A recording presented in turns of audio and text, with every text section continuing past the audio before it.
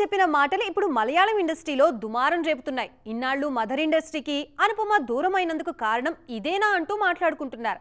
ఇన్నేళ్లు మౌనంగా ఉండి ఇప్పుడెందుకు ఈ విషయాన్ని ప్రస్తావించారనే చర్చ షురూ అయింది. అంతగా అనుపమ పరమేశ్వరన్ ఏ విషయాన్ని ప్రస్తావించారు? Come on let's watch. మన దగ్గర పరిచయం అక్కర్లేని పేరు అనుపమ పరమేశ్వరన్. ఇండస్ట్రీలో పర్ఫార్మెన్స్ కి స్కోప్ ఉన్న క్యారెక్టర్స్ వెతుక్కుంటూ వెళ్లే ఆర్టిస్టుల్లో ఆమె పేరు ఖచ్చితంగా ఉంటుంది.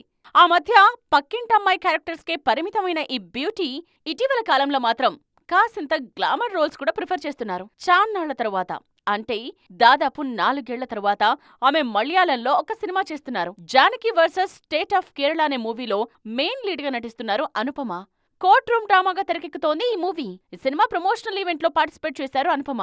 ఈ వేదిక మీదనే తనకు మలయాళ ఇండస్ట్రీలో ఎందుకు గ్యాప్ వచ్చిందనే విషయాన్ని వెల్లడించారు. ప్రేమంతో మలయాళ ఇండస్ట్రీలోనే నటిగా ప్రస్థానాన్ని ప్రారంభించిన విషయాన్ని గుర్తు చేసుకున్నారు. నాకు నటించడం రాదని చాలా మంది ప్రచారం చేశారు. మంచి అవకాశాలు నా దాకా రాలేదు. అందుకే కేరళలో సినిమాలు చేయలేదని ఓపెన్ అయ్యారు అనుపమ.